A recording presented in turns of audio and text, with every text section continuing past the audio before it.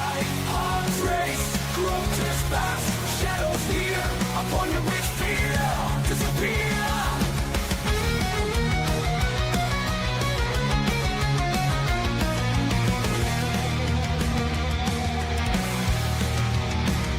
Specters haunt, screams at night, vicious screams, endless fright. Legends told, torn to shreds. Your psyche, waking dead. Friday night, fears embrace. Eyes wide, arms race. Grotesque past, shadows near. Upon you with fear. Disappear, disappear. Specters haunt, screams ignite. Vicious screams, endless fright, legends told.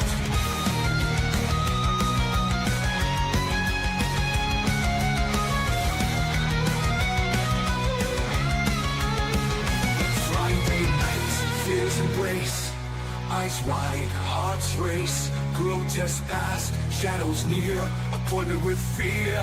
Disappear, disappear, fears embrace. Eyes wide, hearts race, grotesque past, shadows near, upon you with fear.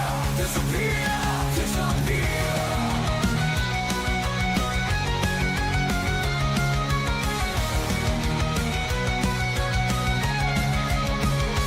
Disappear.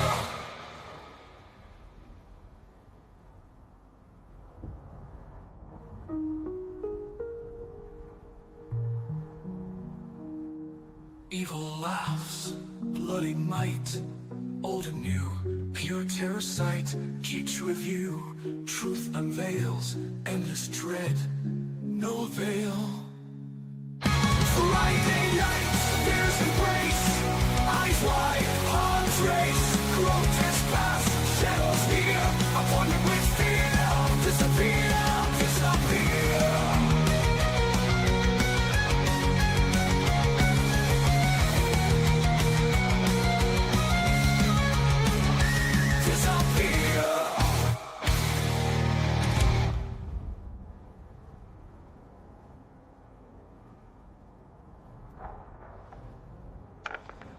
Chloe, let me go.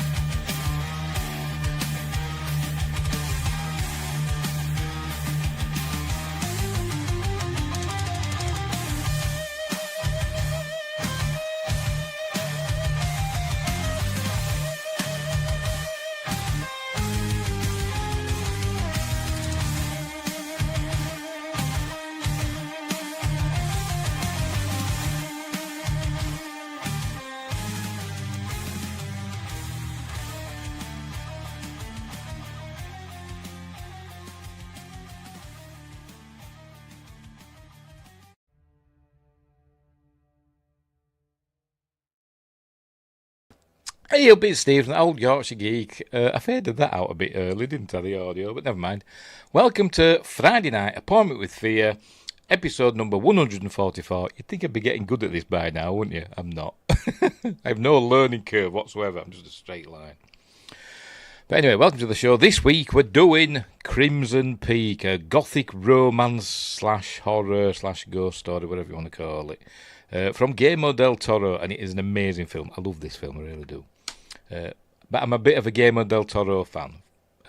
Of the films, I've not seen all of his films, but of the films I've seen, I'm a fan. But before we start, don't forget to like and subscribe. It's all down there, look. Like and subscribe, share the videos, drop a comment, hit the notification bell if you're subscribed already. Right, we should be live on YouTube. Yeah, we are. We should be live on Rumble. Yeah, we are. And we should be live on Twitch. Yeah, we are. I don't know why I keep doing Twitch. What else? Explore the description for links for stuff such as merch and me books. There they are. Amazon Kindle and paperback. Give them a whirl. What else? Me other websites and me other YouTube channels and all that stuff. What else? Become a member, and then you'll get early access videos and exclusive videos and all the other perks that membership gets of the YouTube channel, obviously. And super chats and super thanks and super stickers will be greatly appreciated. Right, Crimson Peak from 2015. Directed by Guillermo del Toro, written by Guillermo del Toro and Matthew Robbins, who's famous for working with, I think, Steven Spielberg, I think he worked with way back in the day. He also, I think, wrote and directed Batteries Not Included. Did he write it? Let me check. What year was that? Where is it? Batteries Not Included. Yes, he wrote and directed Batteries Not Included. That's a film I haven't seen for a long time. But he's done loads of other stuff as well. He wrote Mimic, another Guillermo del Toro film. And Don't Be Afraid of the Dark. In 2010 he wrote that as well, did Matthew Robbins. So there we go. It stars, I don't know how to pronounce the name, Mia Wasikowska. I don't know how to pronounce it. We'll call her Alice, because she's most famous for playing Alice from Alice in Wonderland and Alice Through the Looking Glass. I know she's been in other stuff, but that's the most famous roles. Jessica Chastain, Tom Hiddleston, Charlie Hunnam, and Jim Beaver. Also appearances from Doug Jones and Javier Botet, who doesn't get a high... Doug Jones and Javier Botet both play the creatures slash ghosts in this film, and only Doug Jones gets like on-screen credit. In the credits where it's showing you the names of the stars. Doug Jones is in there, but Javier Botet doesn't appear there, and he gets equal screen time. Doug Jones has obviously got a better agent than Javier Botet, but anyway, that's by the by. And it's got a lovely musical score from Fernando Velasquez. At the budget of $55 million, did about $75 million at the box office, so it didn't do particularly well, did it? But I think it's a generally well-regarded movie. I think people do tend to like it. Let's have a read and see what it says. Yes, it's got a 72% approval rating on Rotten Tomatoes. So, as I said, it's generally well liked. It is a sumptuous film. And at the time of the film, Guillermo del Toro said it was his favourite film what he'd done. Which I suppose he would say that, wouldn't he? He's not going to say, I bloody hate this film. But anyway. But he did say that. And it is really, really good. It is really, really good. It was filmed entirely in Canada, in Ontario. Kingston, Ontario, Hamilton, Dundurn Castle, where else? Victoria College, the Pinewood Studios in Canada, not the one in England, and various other places. So there we go. None of it was filmed in America or England, which are the two locations it's supposedly set in. I watched now thinking, why did they set part of it, or most of the film? Why is Crimson Peak in England? And I couldn't really explain it. But never mind. Right, so we'll get on with it, shall we? We're not going to just watch the film because YouTube will go mental. I'll probably still get copyright claims. They're annoying as hell. But anyway, we're going to watch it in a series of stills, and I'll try and remember the stuff I've gleaned from the special features on the Blu-ray. There's a nice audio commentary from Guillermo del Toro, and there's some nice behind-the-scenes featurettes as well that add up probably well over an hour, because there's quite a few of them. So they're okay. Right, so we'll get on with it, shall we? I'm sure I've forgotten something. I know I say that every week, but I'm sure I have, because I'm just not good at this. Right, so I will make myself teeny tiny, pop myself down in the corner, and we'll get on with it, shall we? If anybody's expecting me to be watching the film, just shut your gob. It's not going to happen. It's not that sort of a show. If you want to watch the film, it is available to rent or buy on YouTube and Amazon. Or you can get the Blu-ray or the DVD. Pardon me, I'm burping already. Justin's here saying, hello my friends, happy Yorkshire Day to you. Thank you very much. Yes, August 1st is Yorkshire Day. It's also like International Girlfriend Day or something. So that's obviously something I'm not celebrating. But Yorkshire Day it is. Can you just... Oh, you can't make it out. Oh, where's my torch? Is it on? Oh, my torch has stopped working. Oh, there we go. There we go. You see the Yorkshire flag in the background there. The blue flag with the white rose of Yorkshire on in the background there. There it is. There it is. There's me Yorkshire flag. Independence for Yorkshire, that's what I say. Anyway, right, where were we? We're getting on with this film, weren't we? So we shall begin. Oh, crikey. And Justin's done a $5 super sticker. Thank you very much. Let's have a look and see what super sticker it is. It's a bouncing fruit going, ha-ha, laughing, going, ha-ha-ha-ha. I wish it displayed them on StreamYard, but it doesn't, unfortunately. Thank you very much, Justin. That's super amazing. But anywho, where were we? Adding the film to the stage. There we go. Off we go. Off we go. There we begin. It's a Universal film, so I'll definitely get a copyright claim. I'm going to try and not play any clips this time, and I'm just going to stick with the skip button. So if I miss anything, because I found I get copyright claims if I use the I've got two skip buttons. There's two skip buttons for this player I'm using. There's like a big skip, which is like, I don't actually know. Let's have a look. What are we on? Time thing are we on now? Right, we're on 4 seconds. If I do a big skip, that takes it to 11. So there's a big skip, which is a 7-second skip, and then there's a small skip, which is like 1 second or 2 seconds, something like that. And I've noticed if I do the little skips like that, I tend to get copyright claims with those, but not with the big skips. So I'm going to stick with the big skip. So if I miss anything, I can't do anything about it. Anyway, so there we go. Universal in red, because it's Crimson Peak, remember. Justin says, whoa, that sounds like Revolt from the Crown. Ha-ha, but I support you, brother. Yeah, I'm only kidding. I don't really want to be independent. It's just something that people say, isn't it? Anyway. Right, so off we go. Universal, I get on. And Legendary, again in red. And then we begin. It's all white. Then we're going to see Mia. How the hell do you pronounce her name? Wasikowski. Will Google tell me how to pronounce it? How to pronounce Mia there we go. Wasikow. Right. Is it going to say it? How to say that. Right. So you'll hear it now, I think, if I press play. Is there a play button? Where the hell is the play button? Burton's Alice in Wonderland movie. We are looking at how to pronounce Mia Wasikowska. Right. Mia Wasikowska. There we go. Justin's in a rebellious mood. Shall Yorkshire become the 51st state? I think it should. It should. It should secede from the UK and become the American 51st state. That's what I reckon. Anyway, where were we? In the film, we see Mia Wasikowska, who plays Edith. Edith Cushing. Her family name is Cushing. A dad that was going to say is all called Cushing. Named for the late great, one of the greatest actors ever, in my opinion, Peter Cushing. But anyway, here we see her here. In a scene from near the end of the film. So essentially the film is told in flashback, I suppose. And she's telling us, hang on, I've got the subtitles on. Let me make sure the subtitles are on. Yes, they are, right. And she's telling us that she knows that ghosts are real. There we go, this much I know. Because see, she's been in the wars, and she's crying as well.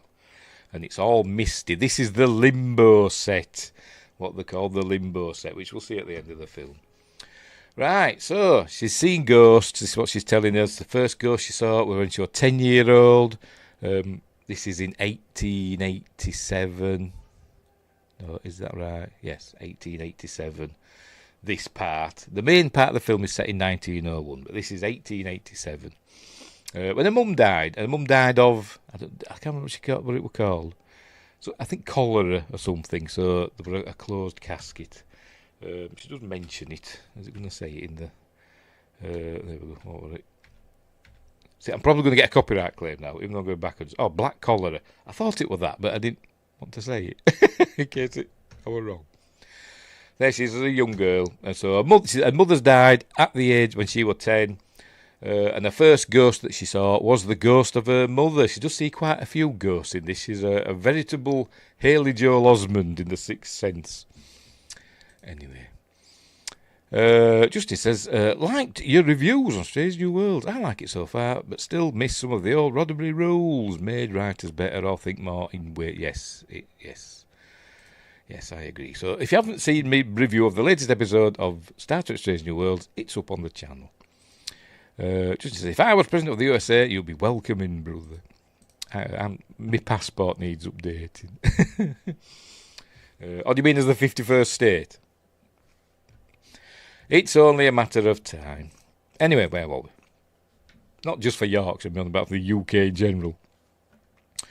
Right, where were we? Oh, yes, her mother. She saw her mother's ghost. See, she is in bed, and then we see it's all spooky, and then her mother appears. Here she comes, look, you can see her hands there. It's all very creepy because it's Guillermo del Toro. They're not like ghosts under sheets. They're not sheet ghosts in this. They're Guillermo del Toro ghosts. A bit like what you see in The Devil's Backbone. They're those sort of ghosts, but a bit more creaturey in this. But they've got all the wispy stuff coming off that he likes to do in his ghosts. By the way, The Devil's Backbone, amazing film. Anyway, here she comes. Gasps, she says. And she ducks down, like as you do. Why hasn't she got any covers? She'll be under the covers, but then we won't be able to see her, would we? But anyway. Because when I saw my ghost when I was a kid, actually I've seen two when I was a kid, I did that. Straight under the covers, and looked back again, looked up courage, looked back again, gone. First one was like it was the traditional monk standing behind my door. My door was kind of partly open.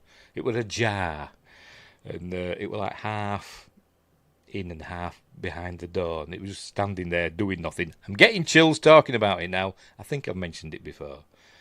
I said, hid under my covers, looked again. Actually tried to call out. I remember trying to call out for me, ma'am, but I couldn't. I was like, like that. I was in fear. But anyway, it disappeared. I never saw that one again. And then in a different house, a few years later, or a couple of years later, we'd moved house. I saw another ghost. I'm saying it was a ghost. I'm presuming it was a ghost. It just looked like a man. Standing in my bedroom, on the far side of the bedroom, with his back to me, looking at the wall, and he had like an old-fashioned tank top on, and like short dark hair. But he wasn't looking at me, he was looking at the wall. And nobody in the house looked like that. So it was either a burglar that was really quiet, or I think it was a ghost. Just saw it that once. I hid under the covers again, and then looked out again a couple of minutes later. Booked up courage, gone. So there we go. So I think ghosts exist as well, because I've seen two of the buggers. Anyway, Justin says, as a state, but you're welcome any time to America. If I updated my passport and saved up lots of money. Where were we? Right, she's seen a moment. Here she comes, look. The ghost of her mother. It appeared like black. We see two black ghosts, as in, not ghosts of black people, I mean ghosts that are black in colour. We see, there's three types of ghosts we see in this film. There's black ghosts, red ghosts, and white ghosts. Just in the colour scheme that they are. And this is the black ghost of her mother. We see two of them. We see one now at the beginning, and we see one at the end. But it's not her mother at the end. But anyway, here she is. Over a good, that's all scary. And ghost whispering, "My child," says something. She warns her about Crimson Peak. If I can find it. There we go. "Beware of Crimson Peak," she says, in a spooky way. Then she screams, and she's gone. And then we see moths fluttering about a lamp. This film is also about butterflies and moths, weirdly enough. But anyway. And then we see a book with Crimson Peak on the cover. Oh, can we read any of it? I don't know. No, it ain't showing it, is it? See, I've got to use the teeny tiny skip to see if I can read any of the text. I'm just curious. No, it's too blurry, isn't it? Never mind. Then there's a picture of Buffalo, New York. There it is. Oh, Pete's sake. In pictorial form. There it is. And then we blend into the real Buffalo. But none of it was filmed in Buffalo. We're all filmed in Canada. But it's 14 years later, so she's 24 now. And we see Buffalo, which, according to Guillermo del Toro, at the time, in 1901, were the most modern city in America, the most electrified city in America, and it was the most modern one with factories and all this stuff. It was the new age, wasn't it? It was the Industrial Revolution in full swing and all that. But yet the roads were still dirt and mud. And here we see Edith making her way through all the mud and muck. Probably loads of horse muck on the streets as well. She says, "I see many ghosts, or at least I believe they were." Yes, same here. I've seen at least two. Well, actually, no, I've seen a few. They were the two I saw as a kid. I've seen, like, out of the corner of my eye, ghosts in this house, but it's been quiet in the recent years. But see, a lot of weird stuff goes on in this house. But anyway. Another $3 super sticker this time. What's this one going to be? It's another fruit. I think being a cheerleader, it's like got pom-poms and it's going, yeah. Thank you, Justin. It's very kind of you. Very kind of you. It is. I sounded like Dr. Zeus then, didn't I? Anyway, where were we? Right, so here she is, Edith Cushing. She's heading to. She's got a meeting. She's a writer. She's a budding writer, and but she's going to this place wherever it is. I think it's the courthouse. But I'm not entirely sure. But then she meets Charlie Hunnam. Who I found out today is actually English. I didn't know. I thought he was like Australian or something for some reason. But apparently he's English. He's been in Pacific Rim. Is he most famous for? I forgot the name of the show. That Things of Anarchy. What do they call it? Sons of Anarchy, which I've never seen. Isn't that into? I think. Is it? I don't know. Anyway, here he is. He plays Alan McMichael, who is a doctor, but like an optician. He's an optical doctor, but he knows all the stuff about doctoring as well. But he's an optician and a friend of Edith. So there we go. That's the meeting. And he's been over in England doing stuff, and he's just come back. And this is where we learn that he's come back with, I can't remember her name, I'm going to have to look it up, I've forgotten, Mrs. Or is it his mother? It might be his mother. He's been over there with his mother. Yes, it is, Mrs. McMichael, and his sister, Eunice. And they've come back with a baronet and the baronet's sister, who are Tom Hiddleston and Jessica Chastain. And they're very smitten with them. But anyway, if you're a Star Trek fan, you may recognise his sister. I was like, oh, I know her face from somewhere. And then when I saw the cast list at the end, I thought, right. So see if you can guess who she is when we see her. But anyway, so there we go. So that's where we're learning. He's been over in England and all that. So she's got to go for this. It's where they're talking. This is... we're talking about met a baronet, who is Tom Hiddleston. He's Sir Thomas Sharp. And there she is. There's his sister. Do you recognise her? She's from Star Trek. That's a clue. She's from Star Trek. Oh, sorry, I forgot to take that off. This is from Star Trek. I'll give you a few seconds to have a guess. Wingray said, no, if we were here, he must be busy. He must be busy doing stuff. I know what he's doing. He's doing his bloody review of Star Trek Strange New Worlds. That's what he's doing. Anyway. Another clue, she was in Star Trek Discovery. Right, so there you go. She played, I've forgotten the name of the character. The one that had the prosthetic thing on the side of her head. Looked a bit like a Borg, didn't she? Yeah, it's Emily Coots is her name. Anyway, so she's in this. I don't think she has a speaking role, or maybe one line. But whatever, right. Yes, Discovery she was in, yes, she was. Right, so anyway, so she's got a meeting, a publisher's going to read her book, so she's going up there, and she's doing a bit of last-minute work on her book before the publisher comes in, who is Jonathan Hyde. Oh, pardon me. But anyway, she's got all ink on the fingers, look, from writing. She's got it on the forehead as well. And then he comes in, Miss Cushing, you're early. And it's Jonathan Hyde. I want to see him. There he is. Oh, he's been in Jumanji, played the bad guy in Jumanji. He's been loads of other stuff as well, but I'm blanking on what he's been in at the top of my head. Oh, God. All I can think of is Jumanji. What else has he been in? Richie Rich.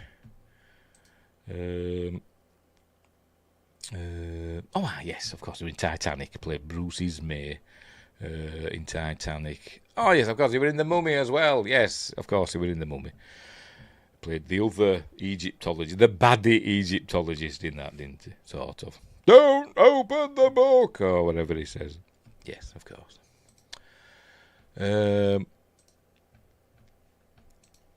So he's the publisher. He's going to read her manuscript. And remember, this is 1901, so she's not going to get it published. Not yet, anyway. But they're going to be standoffish with her. There we go. He says, "Oh, it's a ghost story." He says, "No, it's a story with ghosts in it," and that's kind of how Guillermo del Toro describes this film. It says it's not a ghost story, and he doesn't describe it as a horror film either, even though there are horrific things that happen in it. He describes it as a gothic romance that just happens to have ghosts in it, which quite often didn't they, back in the day, these gothic romance. I think Jane Eyre had a ghost in it, didn't it? And Wuthering Heights, that had a ghost in it, I think. Sure it did. But anyway, so that's what she's saying. And obviously it's not going to get published, so she's going to get it typed up and she's going to send it off to some magazine and have it published there. There's her dad, Mr. Cushing. I can't remember his first name, I've forgotten. Carter Cushing, played by Jim Beaver, who you may know as Bobby Singer in Supernatural, and Senator, and did he become president? Robert Singer in The Boys, and it was in Star Trek, wasn't it? Star Trek Enterprise, in I think the very first episode. Did he play an admiral or a commander or something like that, or a captain? He couldn't pronounce Klingons. He called them Klingorts. He was in that as well, wasn't he? He's been in loads of other stuff as well. Like a Penny Dreadful. I like that series, Penny Dreadful. That was good. But I think there's been a couple of seasons of that, haven't there? But I think I only saw the first one, and I enjoyed it. Anyway, so this is what she's saying. I'm going to type it up, and he's like, "Oh, right, I've just bought you a present." But she's going to give her a present. It's a new fountain pen, and she says she's going to type them up. She's not going to write out the manuscripts anymore because it's too feminine, and they recognise it as feminine because they don't like women. For the most part, back in the day, they didn't like women doing writing stuff, did they? Which is why, even as late as like the 70s, a lot of women didn't have the full names on books. They had like initials, like A.C. Crispin and D.C. Fontana and all them. I've mentioned this before, haven't I? But anywho, but she's got a pen. She's got Chekhov's pen. There's a lot of Chekhov stuff in this film, by the way. There's a lot of setting up of things that get used nearer the end. But anyway, so there's the pen, which will get used later on. This movie is kind of in that story type. A little bit, yes. It is kind of like a Penny Dreadful, I suppose you could say. Like I say, it's like a gothic romance, horror, whatever you want to call it. Now, it's showing us the pen that will get used later, but not as a pen. Anywho, right, where are we? Oh, she is showing us where we are, aren't we? I think it's their office. Yes, it says she's going into the place downstairs to use their typewriters. So, I think he's like an architect. He's an architect, is her dad. So he builds things. And he's a self-made man. He's brought him. It says he started off in steel works and building things, and now he owns his own company. So he's a self-made man. And then she's typing away. And in here comes the baronet. Here he is, Sir Thomas Sharp, played by Tom Hiddleston. And now he's meeting it for the first time. He's here to see her dad. So anyway, so they have a little back and forth. He glances at her manuscript and says it's quite good. So I think she's kind of smitten with him already.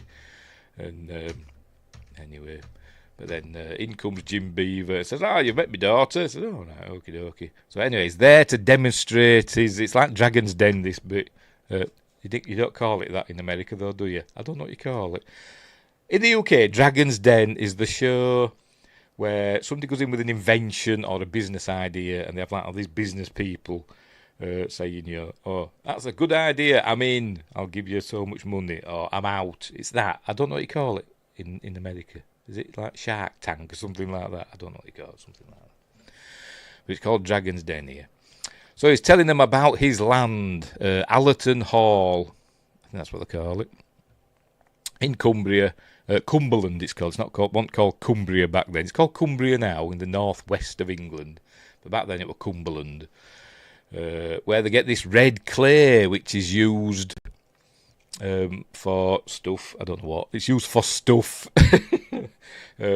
But the red clay mines that they've got beneath on their land, it's kind of tunnels have collapsed and they've got to find a new way to get it out. They've produced the strongest bricks and tiles. That's what it's for, this red clay.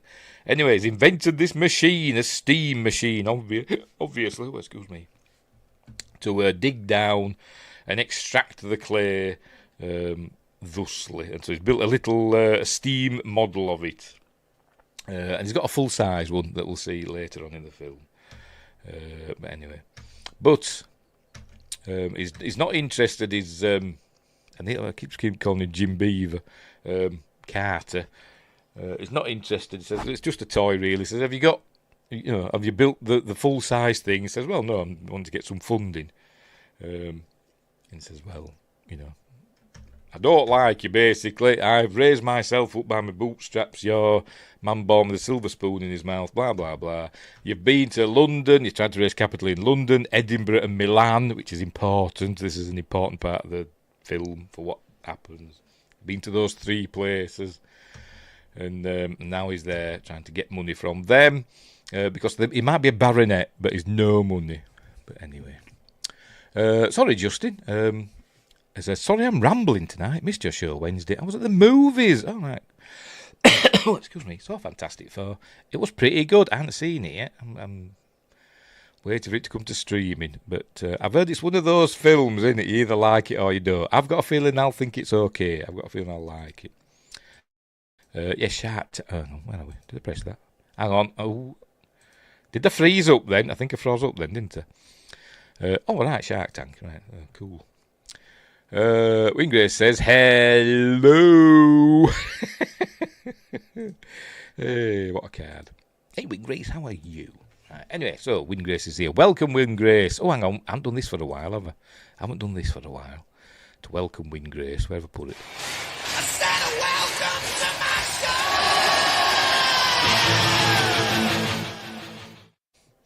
Din, din, din, din, din, din, din, din, din. Bit of Def Leppard for you. Forgot where we were now. Oh, yes, he doesn't like... it's basically, this is like Shark Tank, Dragon's Den. He's out. He doesn't like him. So he's fobbing him off. He says, look, you've got softness. Feel my hands are hard and rough. I've got a worker's hands. And yours are the softest hands I've ever felt. But anyway, That's by the by. He says, I have lots of motivation now. Give me a chance. But he doesn't like him. Right, then we cut to it's a rainy day in Buffalo, and they're going to her dad is going to some function. There we go. Hang on, what does it say? Yeah, going to a function where Sir Thomas Sharp will be there. Tom Hiddleston will be there, but he calls him Little Lord Fauntleroy. But she's helping him with his dicky bow. But she's not going. She's staying home. It's also kind of a Cinderella story, this, a little bit. Well, not a little bit, a lot. But anyway. Ingrid says, way behind. My car blew out.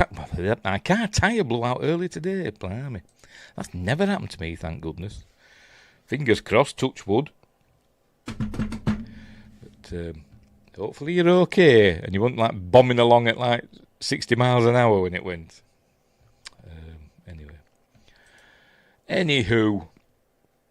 Right, so off he goes. All right. And Alan's going with him. Taking him in his new motoring car. In his automobile or whatever he calls it. So off they go. She bids them good night. And so she goes up to her room doing reading books and writing because she's a learned woman. And there we go. She's reading up on Cumberland and Baronet Sharp and Allerdale Hall. What did I call it? I think I called it Allerton Hall, didn't I? Allerdale Hall. So he's got, mentioned in books and stuff. Even with drawings. Is that his sister? Is that Jessica Chastain? Is that supposed to be Tom Hiddleston? Or these ancestors of theirs? Don't know.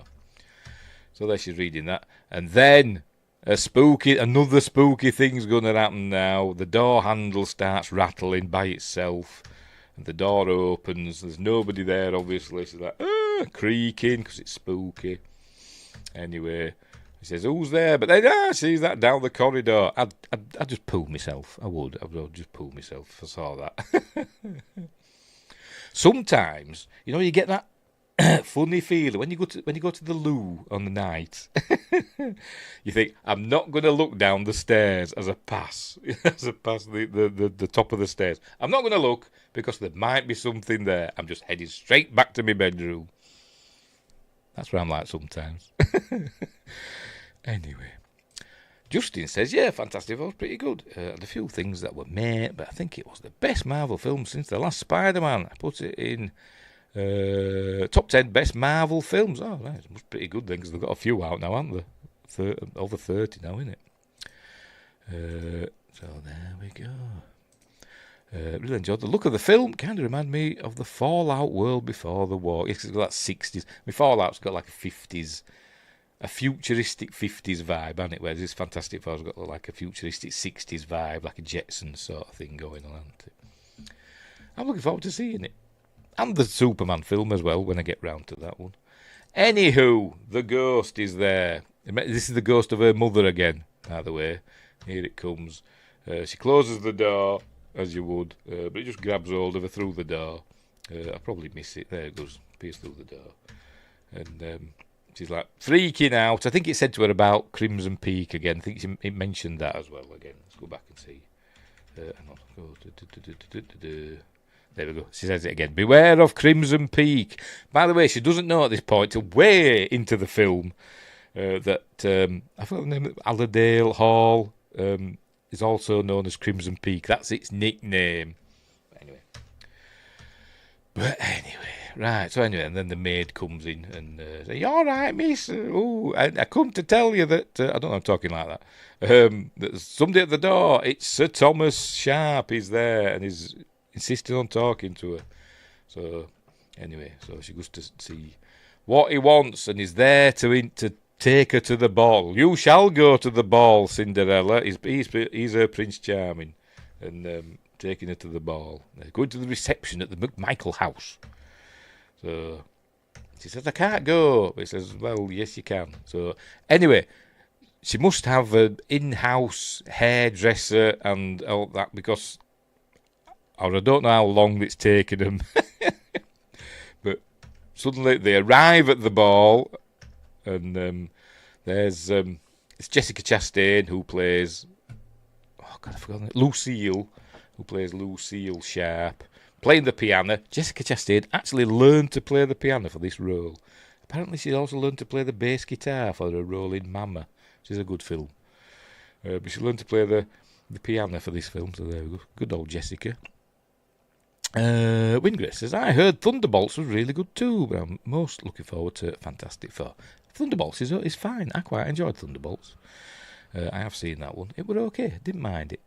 Ending were a bit poo, but the rest of the film, I didn't mind it. Just to say, Superman were all good also. Jolly good. Anyway, we're talking about Crimson Peak. There she's playing the piano, going din din din din din. He's up with the brown. He's up with the brown. Doing all that. She ain't. I'm kidding.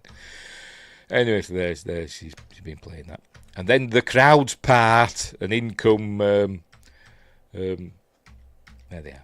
In come Sir Thomas and Edith. As I said, she must have it. The maid must be great at hairdos, and she's got this lovely gown. That she's just, just thrown it on. I'll just throw this on and come with you. But anyway, they've arrived. And Mrs. McMichael, who's there, and her daughter, I can't remember her name. Is it Emily some? No, she's not. That's her name, isn't it? Emily Coots. But anyway, they're a bit miffed because they're wanting, she's wanting to marry off her daughter to him, but he has chosen somebody else. With the emphasis on chosen. Anyway, so apparently he's a really good dancer, and he's going to demonstrate the waltz. There she is. I'm sorry for coming unannounced because she wasn't supposed to go. She's Sir Thomas's +1. So she's apologising, and she says, "Oh, don't worry." There's Emily, what's her face, from Star Trek Discovery, Wingrace. There she is. What's the name of her character? I've forgotten. She took the Mirror Universe Enterprise, and we never saw her again, didn't we? But anyway, Detmer. There, I got it. Detmer, Lieutenant Commander Detmer, in Discovery. Anyway, where were we? Yeah, anyway, so he's going to demonstrate the waltz. So here he's talking about it. He's really good at dancing, and he's going to demonstrate the waltz. And he says the best way to demonstrate the waltz is you've got to dance. You've got to be that smooth dancing, because you've got to be swift but smooth so that the candle doesn't go out. So you've got to choose a partner. They all think he's going to choose Detmer, so I'm going to call her from now on. And what's the name of a character? Forgotten already. Where is she? Emily Coots. Eunice. I think they're going to choose Eunice there, but he doesn't. He goes straight to Edith. So requires the perfect partner. So he chooses her. She says, "Oh, I'm sure Eunice will be happy to do it. I didn't choose Eunice. I chose you. I chose you, love." That'd be if Sean Bean were playing this part, because it's Yorkshire Day, so everybody's got a Yorkshire accent. So off they go dancing, blah, blah, blah. She's playing the piano. She's, I don't know, a bit weird about it. Because I think, I don't know, you must have seen this film. We're going to spoil it, obviously, aren't we? So, big spoiler. They go around finding rich people to marry, and then bumping them off. Getting the money and bumping them off, and then moving on. And I think she's usually the one that does the choosing, but he has chosen Edith. So anyway, so off they go, doing their dance. Let's skip through this bit. We don't see dancing, do we? But anyway, off they go. Not a tango, it's a waltz. But that's all I've got going through my head. True lies. So there we go. Right, so passage of time, next day, whatever. Carter Cushing. He's talking to Bern Gorman, who plays Mr. Holly. I think that's his name. I'll just double check that. Yes, Bern Gorman. British actor. You've probably seen him in, I don't know, Torchwood. He was in Torchwood. He's been in a few things. He was in Pacific Rim. He was in that. He usually plays, as I said, he's got that sort of a face where he usually plays either a baddie or a not nice goodie, if you know what I mean. He's got that sort of face, hasn't he? But anyway, he's like a private investigator, so he's asking him to investigate Sir Thomas and his sister, because he's got a bad feeling about them. So anyway, there we go. Thomas Sharp, Lucille Sharp, Allerdale Hall, Cumberland, England. That's what he's got to investigate. He's here at his club, by the way. Goes to his club in the morning, does his ablutions there. I don't know why. He's got like a cutthroat razor. What's he shaving? I don't know, but he's got like his full beard. Is he just shaving that bit? Oh, must be. We're in Dark Knight Rises as well. Okie dokie. Right, so that's what he's sending him off to do. Meanwhile, Alan, doing his opticianing. Here he is with some chap.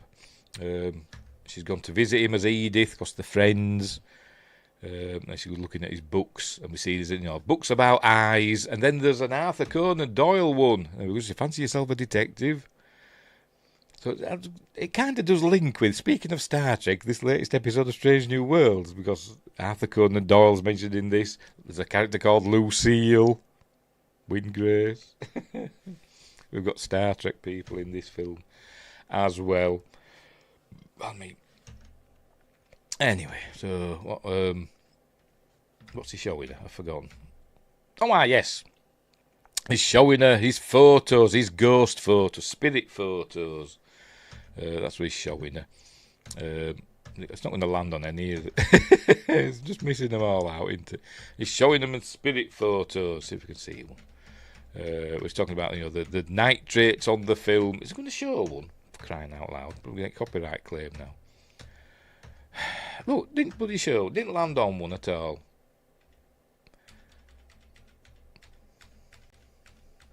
There we go.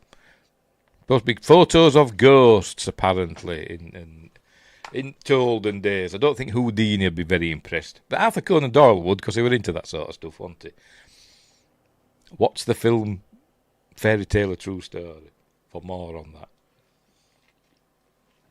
Anyway. So that's what he's interested in. He's interested in that sort of stuff.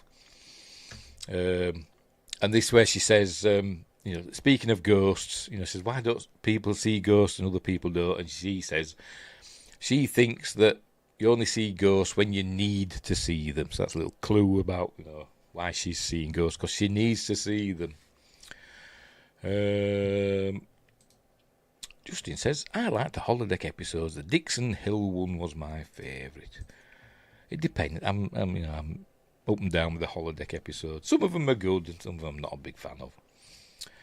Anyway, right, so there we go. So now he's showing off her, I think she's showing off her manuscript to Thomas, having a walk in the park. Here's Lucille cutting down a butterfly, what do they call them? Chrysalis. A chrysalis. Wingate says, I need to see ghosts at 3 a.m. every night. Must do. Every night? Is that a regular thing?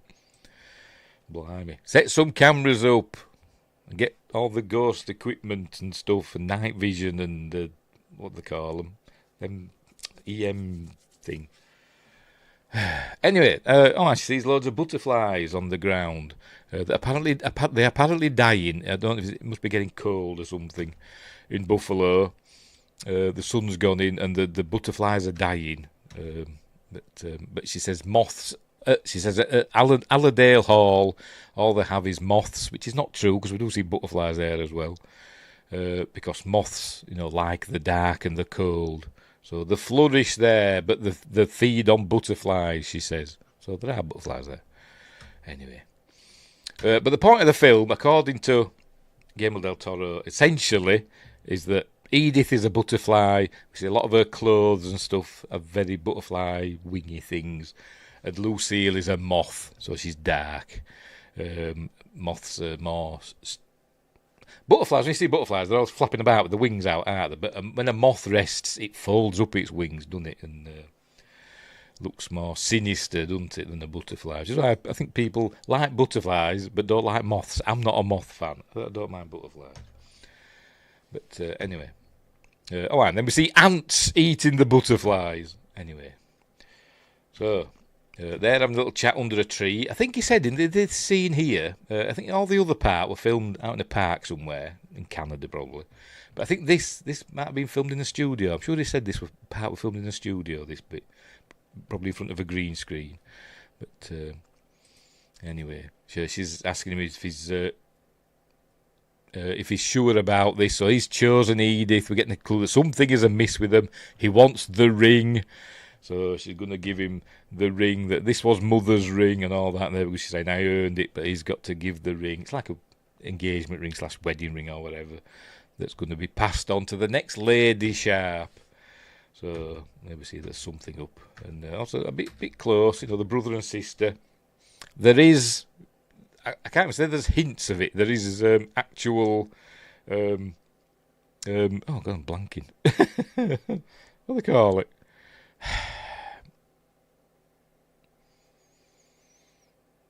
I'm blanking. Why did words just disappear out of my brain? Anyway, there's that going on. Brother and sister sex later on. It'll come to me. Anywho, Justin says 13 ghosts at 3 a.m. Was that in that film? I don't know. Always enjoyed the Victorian era look, yes. Especially that steampunky stuff, that's what I like. I rarely see ghosts, but I do have sleep paralysis a lot. Ooh, crikey. Yes, that's the word. Yes, that's the word. I couldn't... It's infuriating when you're trying to do with these streams and your mind just goes blank. It's awful. Anyway, that is scary. I've never had sleep paralysis, I must admit. I bet it is weird. Anyway, where were we? There's Burn Gorman. Oh, Burn Gorman. Mr. Holly, not Burn Gorman. Mr. Holly's got some information now about Sir Thomas and his sister, and it's not good news. He hands him over a document, and so there we go. So there we've got that. It says, read it, out of the way. So that's what he's doing. Anyway, there's some sort of shindig, this time at the Carter residence. We see that Thomas is there. Oh, I think she's also mentioned, I don't know if she's mentioned it to her dad. I think she mentioned it before this part. That, he's a baronet and he's a lord or whatever you want to call it. He's from, upper crust English society. But, I said, they've no money. And she's saying his clothes are like 10 years old at least, and they're starting to fray at the edges. Because they've no money, they're basically wearing hand-me-downs. He's wearing his dad's clothes. Lucille's wearing her mother's clothes. Because they've no money. But, anyway. And Wingrace lucid dreams, but not late. I've never lucid dreamed. I've never known. In my dreams, I've never in my dream good. I'm dreaming, so I'd be no good at Inception. But anyway, right. So it's gonna. No, she's there saying that. He's gone to ask Carter and for her hand in marriage and all that stuff. He says, I want to see you in private. So he's going to talk to Sir Thomas in private and his sister, and says, I've learned about you that you're already married. We learned that he's already married to somebody else. So he's found all this bad stuff about him, and he's basically going to pay him off. He's going to give him a cheque for, I don't know how much. I'll see if we can pause it on the cheque. It doesn't say how much he's paying him, but it says, take this money. I'm being generous, but go, don't come back, and go and break my daughter's heart, because obviously Edith's smitten with him. So that's what he says. Oh, hang on, here we go. Right, see if we can. See how much is written on this cheque. Is it going to show us? It might show us later, because we see the stub later on. It's not going to show it, is it? It's not going to show it how much they paid. Pardon me. So he goes, tell them to bugger off. So, and break my daughter's heart. And I was doing the little speech where he's saying, I'm sorry, we've been welcomed here and everybody's lovely, but we've got to go back to England, farewell and all that stuff. And Edith's not happy and she goes, so they do a toast and then she buggers off, and then he goes and breaks her heart and tells her he didn't like her stories and that she's a spoilt brat and all that stuff. So he breaks her heart. He does what Carter told him to do, and she slaps him and storms off upstairs. And then we see Lucille watching from the shadows. That Roger Corman looks a bit like him, doesn't it? I bet he ain't, but it looks a bit like Roger Corman, doesn't it? But he's still alive in 2015. I can't remember when he passed away. Anyway, then we cut to, I presume, the next morning. Carter's back at his club doing his ablutions. He was ordering the stuff. He's getting ready for his shape. He just shaves that bit there. He just likes a straight line there, does he? He needs one of those things that was on Temu, doesn't he? That time in that stream. But anyway. Yes, he just does that bit there. What's the point? Just leave it, mate.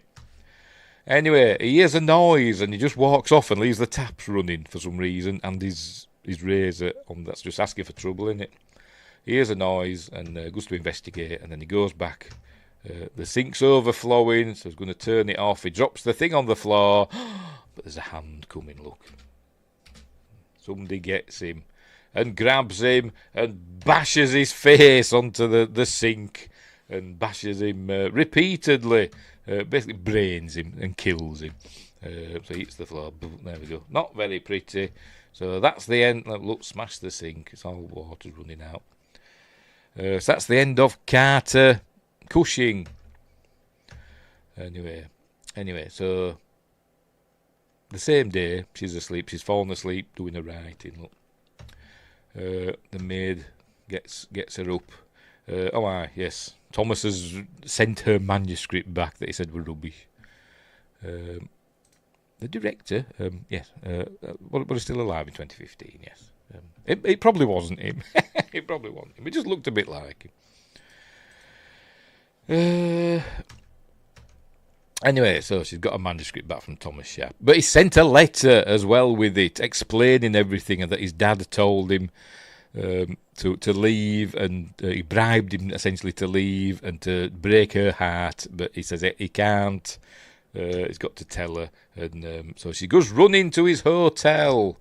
I wonder how much of this is CG, I wonder. Or is it just all... Did they take this street and just turn it into a 1901 scene? And you don't know these days, do you? Anyway, she goes running off to the hotel. They've got room 107 and 108. So they can't be that poor, can they? They're going to have a bloody... Anyway, whatever. But they've gone already. And...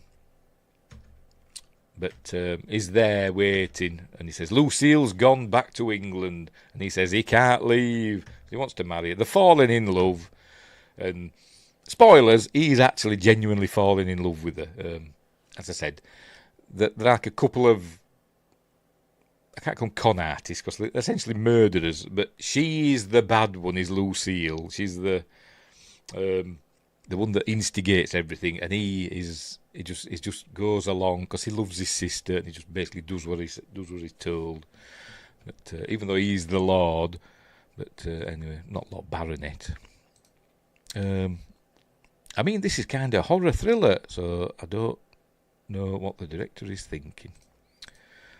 What in what way? What do you mean? What do you mean?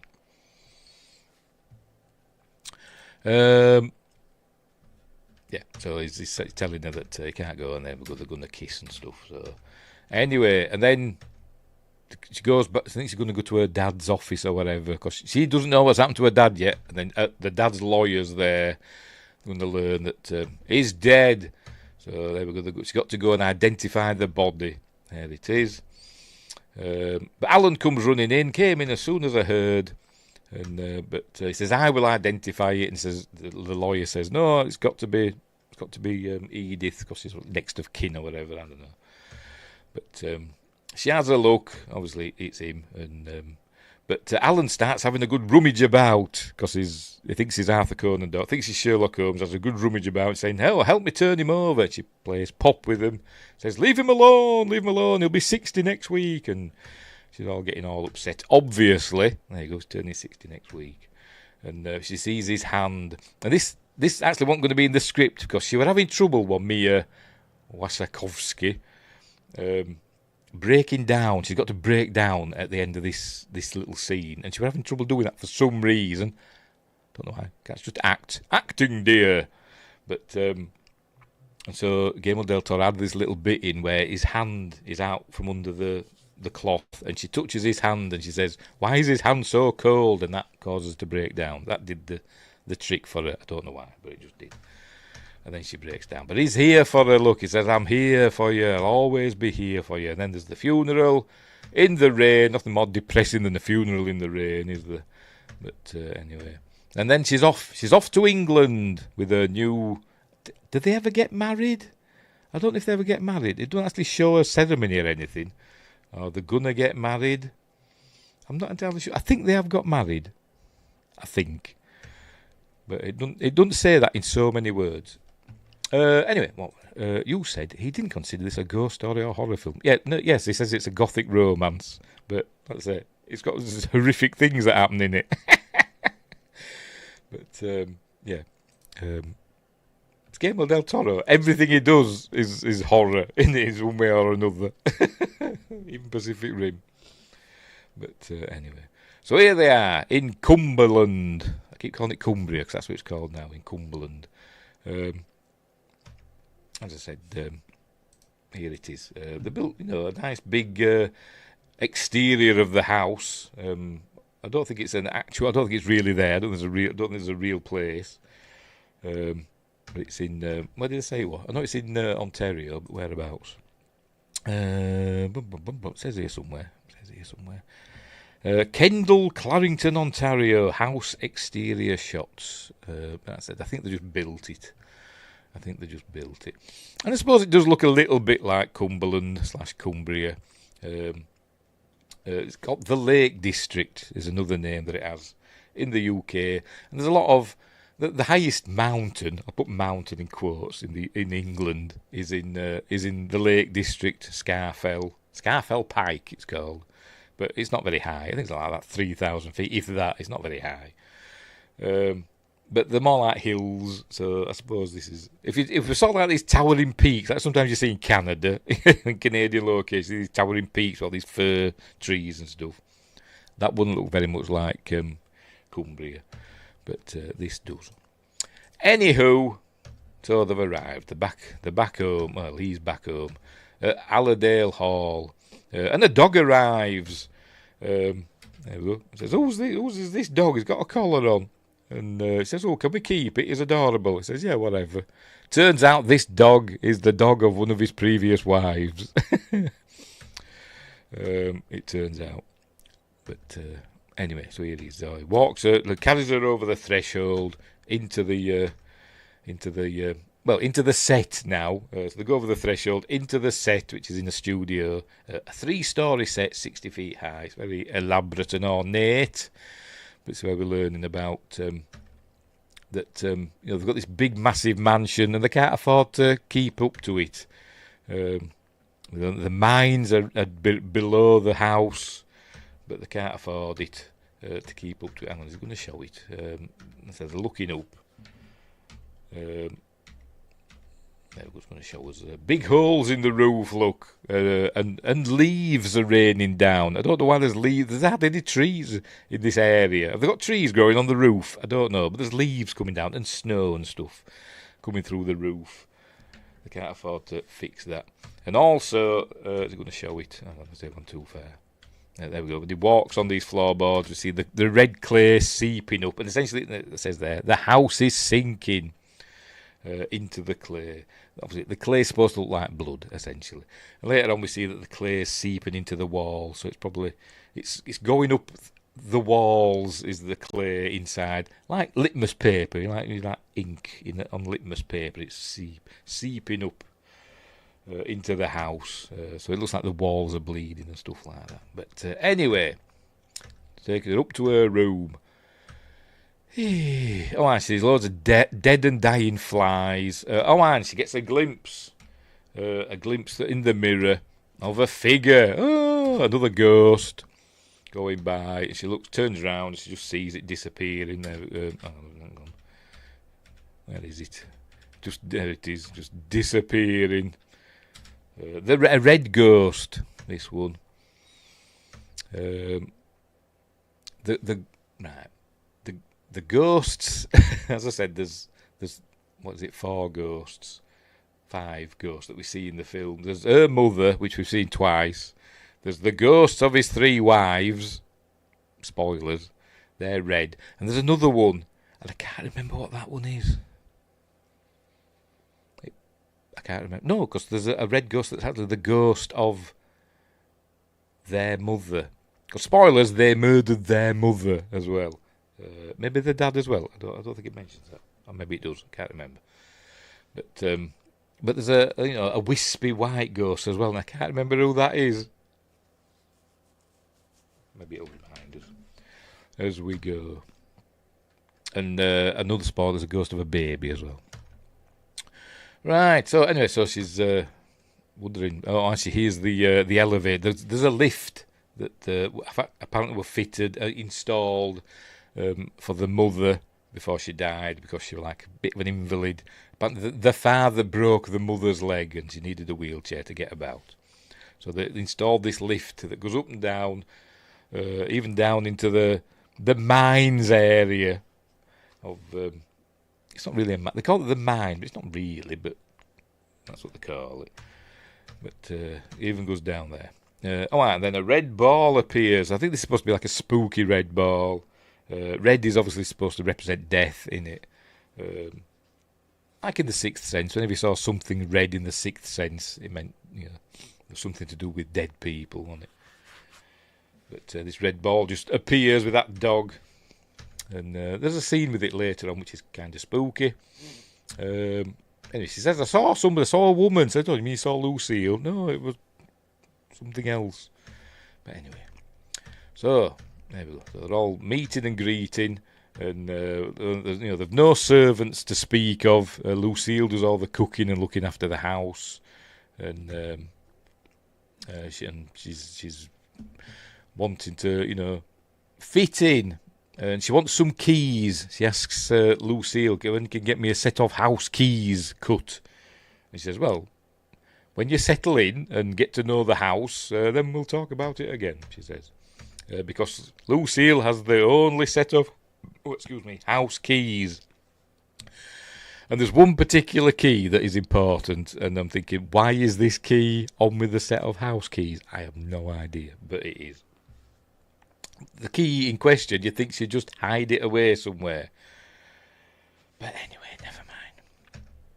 That's why she's asking her about the keys. There are parts of the house that are unsafe. When you become accustomed to it, then we shall talk again. I'll have copies made. Right, so he's going to run her a bath. She says, let the water run for a bit. It'll be red for a while, and then it'll run clean. Just like that, look. So anyway, going to make some tea. There we go. Right, so this is where we learn now that Lucille is going to start poisoning Edith, start poisoning the tea that she's giving her. And she starts getting iller and iller. Is that a word? Iller, more ill. As the film goes on, she starts coughing up blood and stuff like that. There's Edith. And she doesn't start shrinking, but to make it look like she's withering away a little bit and getting ill, they start making things around her bigger. There's a big chair that we see soon. And later on in the film, they make the chair 30% bigger, so she looks smaller in it. And same with this crockery that we see, these cups and saucers. Is it going to show it? And whatever. They're 30% bigger as well. For some bizarre reason. Let's make sure we're still going. While we're at it, yeah, we are. Still going on Rumble, and we're still going on Twitch. Don't know why I keep doing Twitch. Right. Anyway, so there we go. So off they go. Anyway, she's sat in the bath with the dog, and she's throwing the ball. This is that bit that's kind of creepy. I do like this. I like stuff like this, where she's throwing the ball for the dog. You know what's going to happen. You know the ball is going to come back by itself without the dog, don't you? But anyway, she throws it and the dog brings it back. But then we just look out and she sees somebody round the... there it is, look. She sees somebody looking round the corner. I'm getting the chills now. I love stuff like this. This is the sort of ghost stories I like. There's something peeking round the corner at her. She's like, ooh, what's that? And I'll be like, ah! So she gets out the bath. As you would. But then the ghost pretty much just... Hang on. I think comes creeping up to the door. And I think it's a ghost that's got no tongue. There's something about the ghost. They can't speak, can the ghost? So that's why they just point and stuff. And this is a ghost without a tongue. Don't know why. It just hasn't. Another ghost has got something wrong with its neck as though it were hanged. And so none of them can speak. That's what Guillermo del Toro said. Anyway, but she doesn't really notice it. It's there, but we can hear it going, ah! But obviously she didn't hear it. She just looks round and it's gone. So she's like, oh, what happened then? Anyway, dog brings its ball back. And, oh, no, it doesn't. Then, where's the ball? And then the ball arrives. Is it going to come? Here comes the ball. Are you ready? Oh, no, it came then. The ball just came rolling down the thing. She picked it up. She's like, oh, heck. And then she's in this chair now, sitting in this chair, telling them all about it. He's giving her the tea. But you see this chair. We see this later on. It's a lot bigger. Is this chair? It kind of reminds me a little bit of Bram Stoker's Dracula. You know, the Francis Ford Coppola one. You know, the reality's changing around them. But anyway, so. He's telling her about the house, you know, that something, because it's an old house. I think she asked him something like, you know, it's later on she asks him, has anybody died here, an unnatural death? He says, the house hundreds of years old. I'm sure lots of people have died here, but anyway. Look, she's spying on them. And then she's drunk a tea and she wakes up in the night. I think this is when she has, oh no, it's not yet. Not yet. It's the next time she wakes up. She starts waking up. She starts getting more ill. So the next time we see her wake up, she has, stomachache and all that. And then she starts coughing up blood and stuff. But now she's just waking up. And then he's next to her asleep. But we learn that they haven't done it yet. He's being very patient with her, apparently. They haven't consummated their marriage. Although it never showed them get married. I wonder if there's anything in the deleted scenes. That's something I always forget to watch on Blu-rays. I forget to watch the deleted scene. So maybe there is one. I don't know. Anyway, she hears... What does she hear? I think she hears the piano maybe, or singing. Because I think she's going to go downstairs and she's going to find Lucille playing the piano. Yes, she is. So it's got the fireplace. To the hills we raise our eyes. That's what that means. Ad montes oculus levavi. In Yorkshire. And then she's playing the piano. We see the keys, look. The keys that she's always got with her.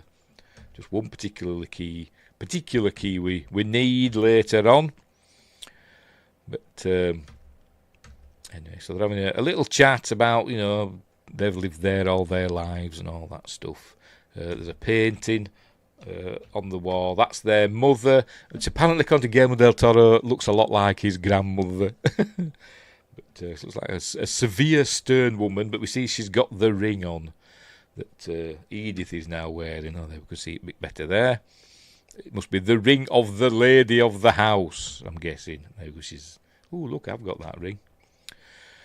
And she looks quiet, and Lucille says, horrible. It's an excellent likeness. Anyway, then she's going to show her a cheeky book. I don't know why, she just does. If you bend the pages of the book, you see a cheeky picture. There we go. Again, that also reminded me of Bram Stoker's Dracula, because in that film, Lucy Westerner and Mina Harker were...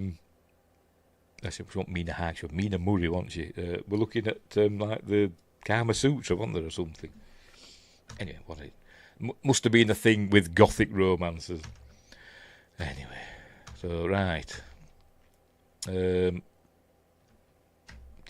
again, it's showing us the keys. I can't remember what she's putting in this drawer. I've forgotten. She's just putting that book back in the drawer and locking it with the keys. All right, here we go. So, it's not showing us, is it? He's covered it up with his thumb.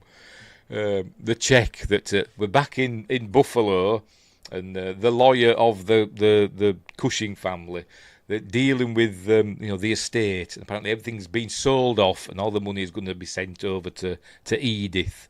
And when she signs these documents that he's going to send, basically Thomas and Lucille will get all her money, but she's got to sign the documents. But Alan's there, being a detective, because he likes his Conan Doyle, and he sees the stub, the check stub. October 21st, 1901, Thomas Sharp. Well, it was more than $1,000, or $1,000 or more. I don't know. We can't see if it's left an imprint on there. I don't know. Not showing us, is it? No, he's not. So he's got his thumb on it all the time, hasn't he? I'm trying to see if we can see how much they paid him. Can we see it there? $3,000. There we go. Yeah, because there we go. $3,000 he paid him in 1901 money. How much would that be today? Right, $3,000 in 1901, not 1890, 1901. Worth today, right? Inflation calculator. Yes, whatever. $114,808.93. So he paid them a pretty penny, didn't he? We'll call it $115,000 equivalent today. Wow! Blimey. Anyway, so there we go. So that's what he's looking at that for. And he notices, this last thing he paid with his check. I wonder what's going on there. So he goes investigating. Look, he's checking out the crime scene. But now we're in a dream sequence now. She's playing with the ball with the dog in a golden gown. We see her in gold quite a lot, to be honest. But we're in a dream sequence. She's going to look up the hill and see. I think it's this bit. Oh, it might not be. This might not be the dream sequence. That might be later. Is it? Yes, it is. Sorry, that's later. She's actually out playing with the dog. And now she's going exploring. It's another part of the house. There's got loads of butterflies on this mural showing children playing with a red ball. And a dog, I think. It's going to show us. No, there ain't a dog. But there's playing with a red ball. It's supposed to represent Thomas. That's supposed to represent Lucille. And whatever that is, I don't know. Some weird creature. I don't know what it is. Am I looking at it the right way? I don't know. There's loads of butterflies, as you can see. And there are moths and all knocking about. Presume they're eating the butterflies. It's where we see the spooky white ghost in this wheelchair. I think it's supposed to be the ghost. It can't be the ghost of the mother, because we see her ghost in red later on. So I don't know who this is supposed to be. Does it say in the plot synopsis on Wikipedia? Let's have a look. Does it say?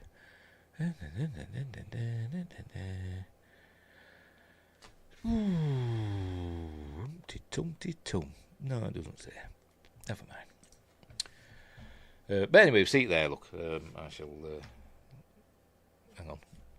There it is. We just see it there, and it's pointed. It looks as though it's pointing over there, but she doesn't see it. But and then it just fades away. That's it. Spooky, cool. Now then, so she's exploring. Oh, she goes up to the attic, and that's where Thomas has got his workshop. He's working on his model of his steam-powered digging thing. But there's lots of other. He says he used to make toys for Lucille when they were kids and all that. And this is where they're gonna almost do it here. Oh, he's showing one of the toys he made. So those are all very nice. But they're gonna kiss, and they're gonna get down to it on the counter there. But Lucille comes in with tea, poison tea. I've made us some tea because it's England. So there you go. Drink your tea, she's always telling her. So that she does. The dog's there as well. Right, now she wakes up and she's got stomach ache. She's like, oh! And she calls out to Thomas, but he's not there. And then she starts hearing like somebody saying a lullaby. I think it's supposed to be Lucille. She's going to investigate. And where does she end up? Oh, my, she ends up at like a linen closet or something, where something's been hidden, but not very well. But she ends up here. And there we go. Oh, that was a good pause, wasn't it? Yay, good old big skip, paused on a good one. She pulls the door open, and there's a terrifying, scary ghost on the other side. But it's actually wanting her to open the door, even though it pulls it shut. It's like saying, you know, something's in here. Open up. It's a scary ghost that's had its head bashed in by the looks. This one's supposed to look like it's been buried in mud or peat. You know, like they find out the pilt down man and stuff like that perfectly preserved in like a bog. It's supposed to look like one of them, but kind of squished. But there it is. And so rather than seeing that and thinking, and running back to bed like I would do, she opens the door. But luckily for her, she does, because there's a massive clue with huge amounts of exposition going on when she plays these, because there's a box with wax cylinders in. So she takes those, and but then as she's doing that, another ghost, it might be the same one actually, comes out of the floor. No, it's a different one, isn't it? This is Javier Botet as this ghost. So here he comes out the floor. But the ghosts in this aren't evil. The ghosts are actually trying to help, and they're trying to point her in the right direction. The baddies in this film are the people. You know, Tom Hiddleston and Jessica Chastain. They're the baddies. The ghosts are trying to warn her or point her, give her clues as to stuff. But they're just that scary. She's like, as I would be. So she goes running off into the elevator, down into the mine area. She goes all the way down. And it's not really a mine, but there's all holes in the roof with sunlight coming through. And I don't really understand this bit. But and at the other end of the room is Thomas's digging machine. But I don't get it. And there's with all these vats here that are all full of the clay. And there's but you got a sluice or whatever with clay in it. But anyway, she's down there exploring down here, and she finds a chest, luckily enough. What is it doing down here? No idea. With the initials ES on. Edith Sharp, perchance? Turns out, no, it's not. Because she looks on the key. There's a keyhole. There we go. And she looks, and it says, it says Enola on the keyhole. So she needs a key, and she needs a key that, luckily, the key says Enola on it. And as Guillermo del Toro points out, Enola backwards is alone. But anyway, so she's got to find that key. Luckily, on Lucille's keychain, she does have a key with Enola on it, so she knows exactly which key to get, luckily enough. But why is this down there? I don't know. Why isn't it hidden away? Because in this case, chest, whatever you want to call it, it's the damning evidence. Why did she destroy it? I don't know. But everything's in there that she needs, so she's got to go find that. Anyway, Thomas is testing out his machine. It's making sure it's trying to get it to work. Apparently, it's not working properly. But this is where she's asking him about, did people die in the house and all that? And he says, yeah, lots of people died. I'm busy. Now is not a good time. And he burns his hand fiddling. Here, look. He burns it with the steam, I imagine. So she's applying that. Applying a bandage to his hand. So Anywho. It mentions also, the snow's coming. He says, I've got to get it working before the snow comes. And all the workers will leave, and they won't be able to get back up when the snow comes. And then it talks about the ore will leach up through the snow and stay in it red. It'll look like that planet from The Last Jedi. Very good. Where Gareth Edwards goes, well, no, the other fella goes, salt. And Gareth Edwards goes, huh?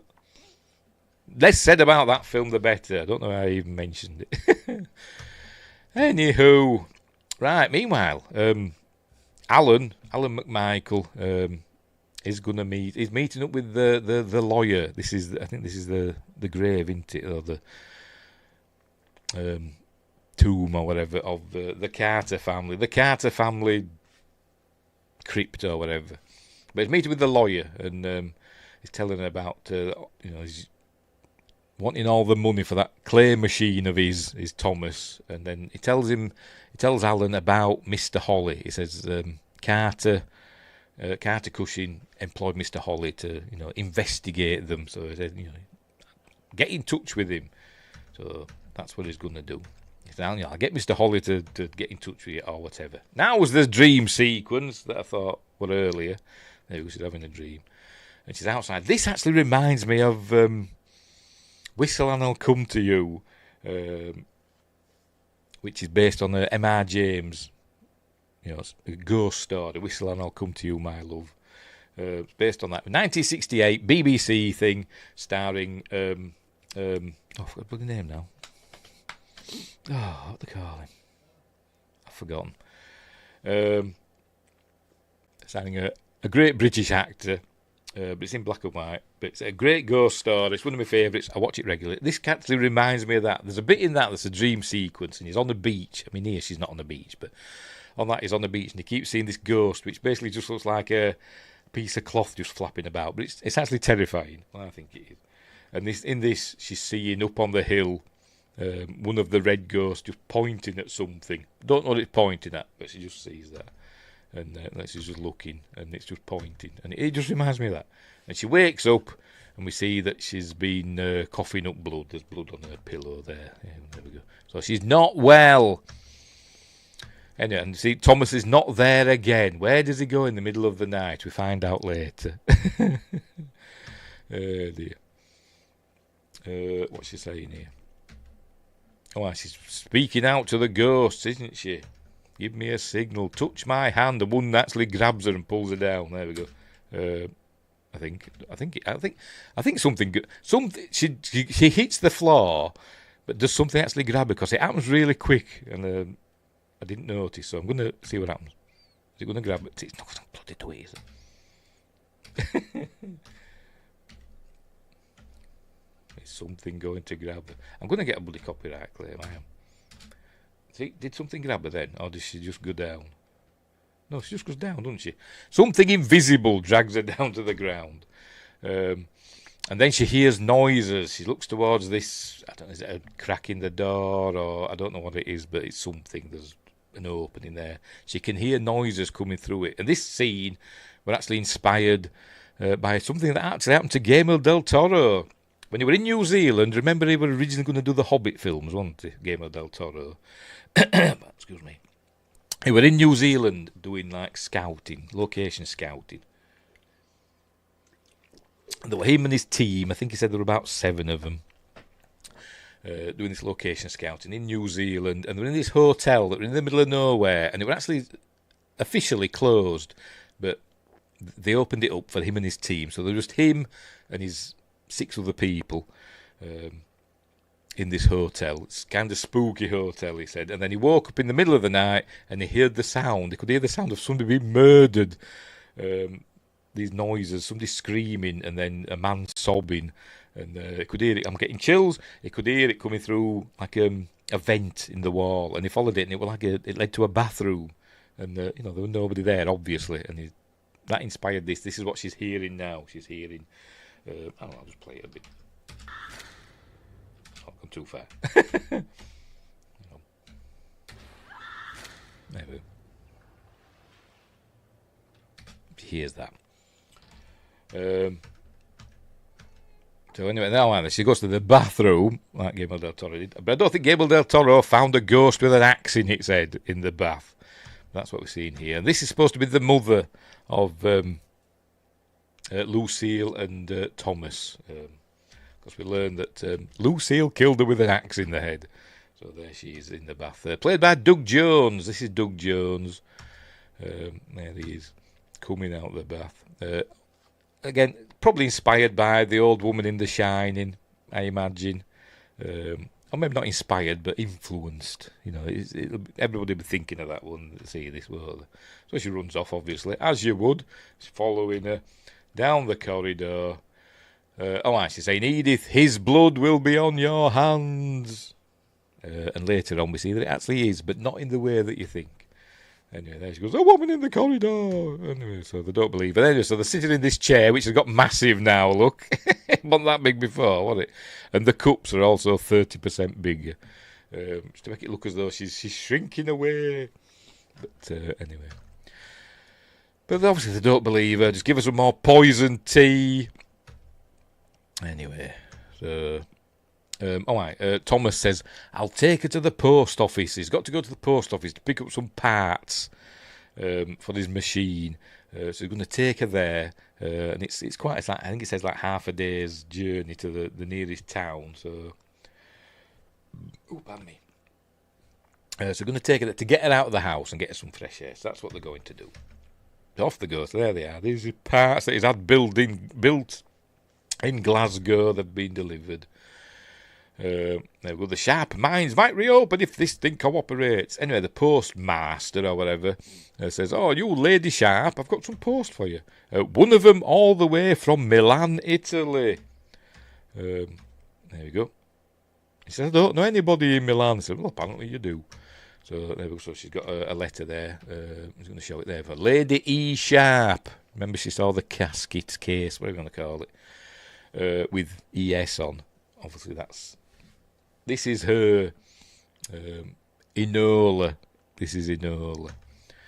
Anyway, so they're running late. They've got to set off back, or they won't make it back to the house before the snows arrive. So this fella says, "I've got a room downstairs. You can stay in that, your lordship." And they say, "Oh, okie dokie." So that's what they're doing. That's what they're doing there. Anyway, who's this? This is Alan. He's gone to the hotel where they were staying in Buffalo, and he's asking if they left a forwarding address, and he said, "Yes, Allerdale Hall, Cumbria." So he writes that down. So he's going to set off to England soon.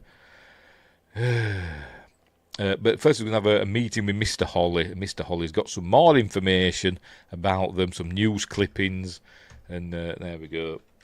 Hang on, is it going to show it? Go back a bit. Oh no, it's not showing it here. Just show it later. Anyway, but there we go. Somebody be killed in a bath with an axe. 2 children left motherless. And we learn that Lucille was sent to an institution or something, a nunnery, that was it. Thomas was sent off to Switzerland or something, to boarding school in Switzerland. And the story is that Lucille was sent to a convent, but apparently she was sent to an asylum, an institution. But anyway, so there's where we learn that lots of tragedy in that house, people dying, and also he's already married. Is Thomas? He's been married a few times, isn't he? So he's a bigamist, isn't he? But anyway.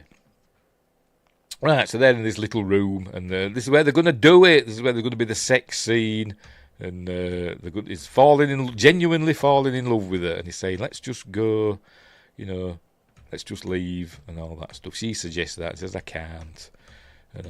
So they're going to do it now. We're going to see Tom Hiddleston's bum in a minute. But, no, we're not. We're skipping over it. Never mind. Sorry, ladies. Anyway. Right, so they're coming back to Allerdale Hall. I keep wanting to call it Allerton, because there's a town 20 miles or so away from me called North Allerton, and I keep wanting to say that. Anyway, they've come home, and Lucille's not best pleased. She was expecting them home last night, and obviously they stayed out. So she's going to get cross and bang some vegetables down or whatever. Here she goes, look. Because she's mental. She says, I was beside myself. I was frantic. So she scares her, obviously. But she apologises. She sees the keys. She's put the keys down, look. And one of them says Enola on it. Luckily. But so she's going to sneak that off. later. Oh, no, she's going to do it now, look. Unless he's not looking. Right, so here she is reading the letter from... she's got some letters from the lawyer in Buffalo. The letters that she's got to sign. That's going to mean Thomas gets all her money. All her dad's money, because remember she's going to inherit all her dad's money. Because she's his only daughter. There's Chekhov's pen there, ready. Require your signature. So she's thinking about it, and then she thinks, I won't do it just yet. We'll stretch it out a bit longer. But she's got the Enola key, so she heads back down there, and she opens up the key. It reminds me like Resident Evil, where you've got to get a key. A certain key for a certain lock. It's like, the club key fits the club lock, or the diamond key, that sort of thing. It's one of those, isn't it? So anyway, she opens up this, and I do have notes, by the way. I forgot to mention it. I've mentioned the ghost store, the Guillermo del Toro New Zealand thing. Benedict Cumberbatch, he was originally cast as Thomas Sharp in this, but left the project apparently because he wanted his wife to be cast as Lucille. He wanted his wife to be cast as his sister. When that wasn't happening, he left. And Tom Hiddleston was then offered the role, and he phoned up Benedict Cumberbatch and said, is it all right? Because they must be friends or something. And he said, yeah, it's fine, it's amazing, do it. Emma Stone was originally cast as Edith, but dropped out due to scheduling conflicts. What else? What else? Doug Jones portrayed Lady Sharp, mother of Lucille, with the axe in her head, and Edith's mother too, the black ghost that we saw at the beginning. And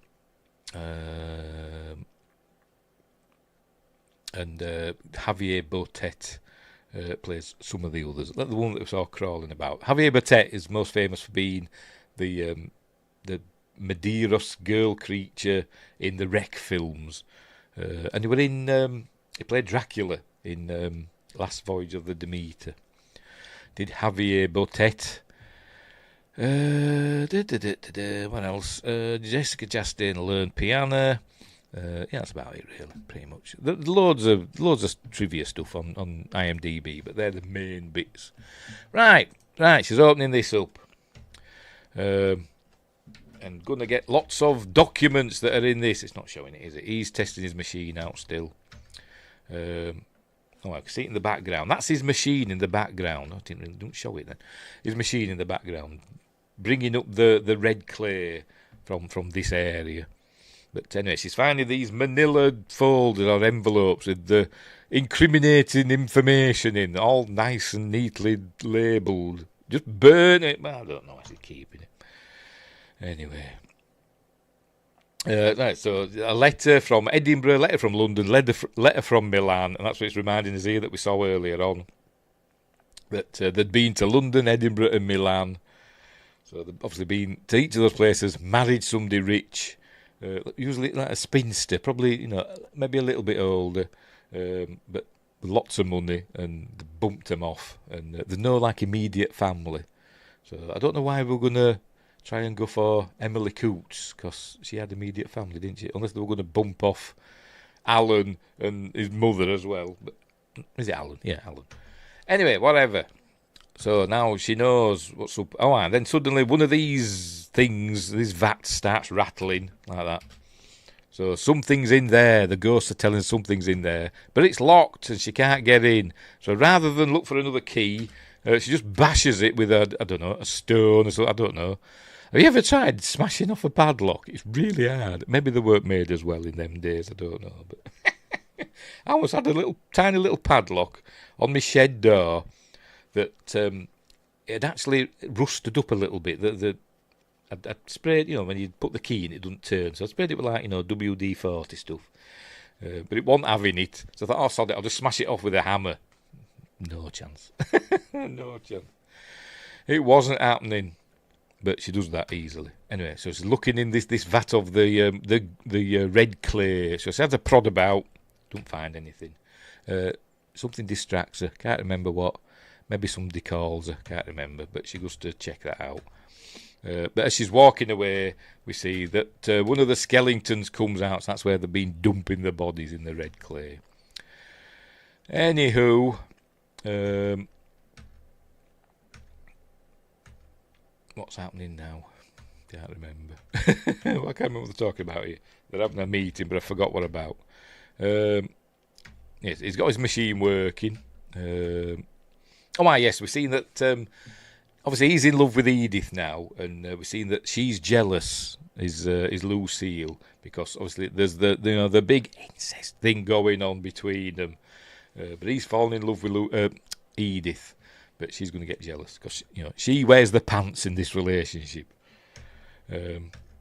Anywho, so you see there she's getting cross. She's noticed as well, yes, because he wants some more coal for the machine, and it's locked up somewhere. So he's, give him the key for where the coal is, for the coal bunker, I suppose. So she goes and looks on her key ring, and she notices, where's that Enola key got to? But why is the Enola key on a bunch of keys? If it's a key to a chest that's got all the incriminating evidence in, why did she hide it somewhere out of the way where only she knows where it is? I don't know. I'll just get rid of the incriminating evidence. Whatever. Anyway, right. So, she's gone looking now for Edith. So Edith is hiding away. She gets inside. We noticed, by the way, that Edith's got all this red because she's been running about in the red where the clay is. So anyway, so she runs into the big chair, which actually doesn't look quite as big this time, does it? And she covers herself up with a blanket. I don't know though, maybe it does. And she's pretending to be ill because remember she's been poisoned. So technically she's ill, but she's pretending to be more ill. He said, "Oh," and she said, she's apologising for shouting at her in the kitchen and smashing the whatever in the pot. He says, "You haven't drunk your tea or don't feel well. Could I have a glass of cold water, please?"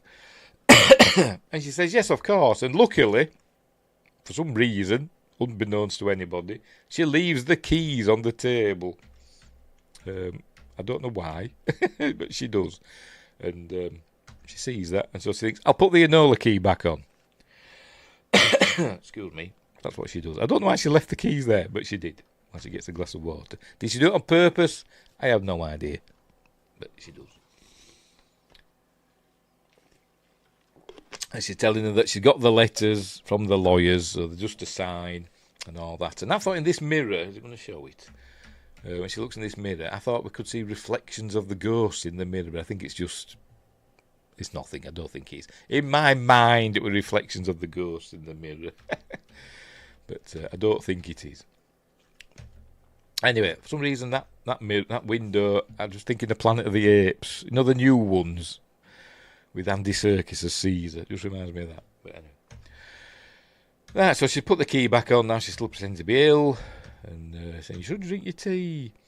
She notices the Enola key's back on. So she's very suspicious, is Lucille. Anyway, meanwhile, at Dracula's castle. Oh, dear.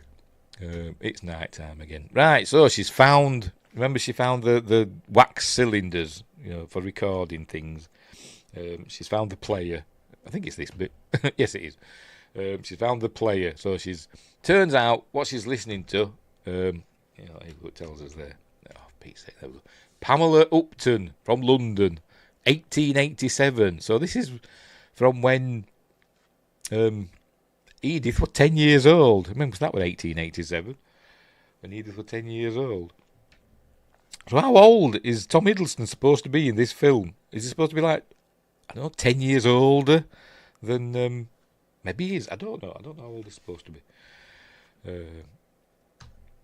So he must be in his mid-30s in this film. Yeah, fair enough. Maybe he is. Anyway, we learn it's Pamela Upton. She likes doing these recordings, but then she ends up, she's recording. She's realised what's going on. But we're seeing lots of pictures. There's the wheelchair. So this must be the wispy white spirit we saw of this. So that must be Pamela Upton. That one maybe. But we do see other photos from the other ladies. And they've got land certificate. to certify that Miss or Mr. whatever, or the McDermott land in the parish of Tolbooth and county of Midlothian. Anyway, that's obviously been signed over or whatever to them. But anyway, Pamela Upton says they're poisoning me. They're trying to kill me. All they want is my money. They have poisoned the tea. And they go, I will hide these cylinders away in the linen closet. Didn't do a very good job, did she? They were just there in a box. They weren't under anything or behind a panel or whatever. They're just there, weren't they?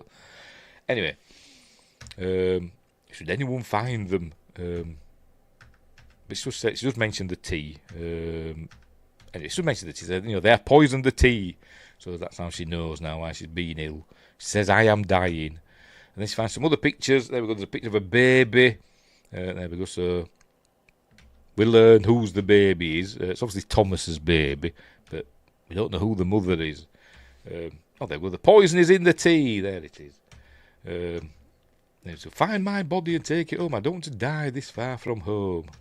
And it says, I've got to get out of here. There's an obviously bit of ADR coming up in this bit. Where is it? There we go. I have to get out of here. She obviously doesn't say that. ADR'd it in. But she can't because it's all snowy, look. So she goes back in and gets back into bed. And she's not, obviously, because she's not well. And then Lucy, I can't want to call her Lilith for some reason. Lucille comes in with tea. She says, I don't want to drink the tea. She doesn't say it's poison. But she says, oh, no, thank you. She says, well, you've got to eat something here and have some porridge. So she's like shoving porridge in her face. And it's where she's telling the family story about how her dad was a monster and broke her mother's leg, and that she looked after her mother and nursed her back to health. And she says, I'm going to nurse you back to health. And then Thomas comes in, saying, I want to speak to my wife. I want to speak to Edith. Look, he's brought her that wheelchair. So she's going to rock about in that wheelchair for a bit. I don't really know why, because she doesn't really need it. I mean, she needs it later, but later on, she doesn't really use it. But anyway, whatever. She's very sick. She's dying. And she says she knows about the tea. And she knows what's going on. Thinks she knows everything. And said, all right. And he suggests, does Thomas, he says, let's just leave. Let's just go. Never mind. Just forget it. Forget all about it. And then she says, what we've done. We've killed people and all that. You'd be hanged. I'd be sent away. Back to the loony bin. And then he says, I can't leave because he's in love with his sister. She's in love with him, but he's in love with Edith as well. And she's crying. I think this is one of the few times she blinks, apparently, in this film. Guillermo del Toro, she blinks 3 times in the film because she asked him, how do I look evil? And he's told, don't blink. I think he said she blinks 3 times in this film. I didn't count. I didn't notice. Anywho, back in town, Alan's arrived. It's obviously got, I don't know how much time's passed. I don't know how long it took to get across the Atlantic by boat in 1901. A week, maybe? I don't know. But anyway, time's passed. He's arrived. And the gentleman wanting directions for Allerdale Hall. Did he call it? Yes, Allerdale Hall. It says, can I get a horse off you? Because the horse and his carriage is exhausted. He says, can I rent a horse off you? He says, no, I ain't got any. He says, and it's a 4-hour walk. So he says, right, well, I'll set off now then. Meet me there when the storm lifts. There we go, meet me there after the storm. Which they do at the end of the film. In case you're wondering, at the end of the film there's people coming. You wonder, why are they coming? That's why. Anywho, she's throwing up blood and stuff. There we go, into the sink. I think she's made herself sick, because I think she realises the porridge is poisoned as well. Because Lucille told Thomas that she put the poison in the porridge as well. So I think she's throwing that up. But as I say, she's not well, is she? And the cool architecture, by the way, it's very Haunting of Hill House, isn't it? The look of the inside of Allerdale Hall. Anyway, she is rocking about in her wheelchair. And she sees another one of the ghosts with the baby. So I think this is maybe supposed to be Enola, I think. There she is, floating there, holding the baby. And he says, what do you want of me? hang on, gone too far. Where are we? And we see she's got a baby in her arms. There we go, a dead baby, well, a ghost of a baby in her arms. Say, what do you want of me? And obviously, can't speak, don't know why, but she points. There you go, that way. I don't know if this is Javier. Oh no, this is a CG one. This is a CG ghost, but it's based on, they did Javier Botet. They did make him up as the ghost, but they want to do a CG model of it, maybe to make it look, I don't know, more ghostly or whatever. I don't know, but there it is pointing. And so you're assuming that the baby is Enola's. I think it's Enola. I think it is. That's what you're meant to presume, that the baby's Enola's. Anyway, so she's following. She hears Lucille singing this little lullaby. Anyway, she bursts in on them. Not having sex, but pleasuring each other. That's what we'll say. There we go. They're pleasuring each other. And so she's caught them at it. They caught their secret, their incestuous secret. So she goes running off, and Lucille chases after her and pushes her off this balcony, but rips off the ring, the red ring that she wants. She rips that off and then shoves her over the balcony. There she goes, and this bit, I think it's this bit, yeah, that bit before that bit there, that is actually Mia. It is actually on wires, obviously, but for some reason she wanted to do it. But just this bit, and obviously the bit afterwards where she hits the balcony beneath and crashes to the floor, will be a stunt woman, won't it? But anyway, she goes down. There she is, and but she's not dead. She's just ligged out. And then there's a big knock on the door. Alan's arrived to save the day. Here he is. So there we go. I don't know if she's broken anything or she's just sprained it, but she's lucky because she hit that. I'll show it again. She hits that that lower balcony hard. she should be impaled on that, shouldn't she? She should be dead. But she ain't. She's fine. She's got superhuman powers. But anyway, Alan's seeing to her. He's her doctor, and he wants to get her out of there. And they're saying she fell down the stairs. It's a miracle. He says, I need to take her to a hospital. And I said, here, drink some tea. He said, I don't want any tea. And I thought you were going to say, I've made it. It's okay, I've made it, but no. Anyway. So he said, I've got to get out of here. There we go. I'm taking you with me now. So he's going to try and get her out of there. But Lucille's cross, and she gets a knife. And she says, you're going to do it. And he's taking her out of there. He's going to carry her. He's going to carry her all the way, through the snow. But he says, I've got to find you a coat first, because it is snowing after all. But it's saying to her, you've been poisoning her, and they're confronting him all about it. Why? He gives her the newspaper article. Is it going to show it? There we go. About the death of their mother, who was killed with an axe. And we learn it was Lucille that did it, because she's older. She's older than Thomas. At the time, she was 14, Thomas was 12, and it was her that did it. Because she's mental. She's essentially a psychopath, because she does collect trophies and stuff like that, and souvenirs of her victims, locks of hair and that. But anyway, so they was talking about a convent education in Switzerland. That's what. Oh, so she went to Switzerland. Whatever. Thomas is already married. Technically, he's not though, is he? Because they're dead. But if they're just missing, I suppose, his wives. I don't know. But anyway, whatever. They go. Edith and I are leaving. But she stabs him with that knife. Obviously, Thomas doesn't do it. She does it. Does Jessica Chastain. It's a very good old swing there as well, under the armpit. Excuse me. Stabs him with that knife, and he staggers about, pulls it out. The doctor should know better, but pulls it out, so he's gushing blood, but he's not dead yet. And she says, finish him off. Does she kill the dog? She's saying that, come here, doggy, little shit, she says. And then we hear the doggy going, arr, arr, arr, and I don't know if she kills it out. I don't know if we see the dog again. Keep an eye out for the dog. I don't know if she kills it or just gets it out of the way, I don't know. Because he was supposed to kill the dog, because, as I said, it belonged to a previous wife that they bumped off. And he said he left it out in the snow, and he thought it'd freeze to death, but it didn't. Anyway. But he don't want to kill him, because obviously he's in love with Edith. He's kind of had a change of heart now, hasn't he? Even though he's not a good person, he loves Edith. So he don't want to kill Alan. And then he says, "You're a doctor, show me, show me where."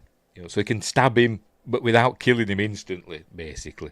Even though he's gushing blood out from under his arm. Probably got a punctured lung or whatever, I don't know. But so he does that. And he takes him downstairs to the mine area. There we go, taking him downstairs. And they're saying, the moment she signs those papers, she's dead. Lucille will kill her, so I've got to go and stop her, and I'll bring her back down here, and you can get her out of here, and all that stuff. Can you hold on? And he's like, losing a lot of clarity here. Anyway, so there she's. Oh, she's burning Edith's manuscript, and then Edith's got to sign the paper. But obviously she doesn't, with Chekhov's pen. Remember that. It's where we learn, she goes on about a baby. There we go. You killed her baby. I think it was Enola's, does it say? Yeah, yes, Enola, the Italian woman Enola. It says, you killed her baby. And we learn it wasn't Enola's baby, because apparently Thomas never, had carnal pleasures with his wives. I don't think she'd allow it. And she didn't want, him to, have that sort of relationship with her, but he has done. He's fallen in love with her. But anyway, find out the baby was Thomas's and Lucille's, and it must have come out deformed or something like that. So they killed it.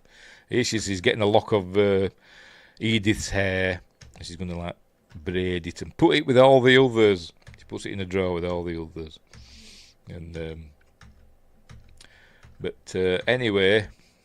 There you go. There's the drawer with all the other braids or the other victims. I presume there's 3 wives. Is that the mother? Probably. Don't know. Anyway, so she's going to get her. That's a letter opener, isn't it? That's what she's going to stab her with.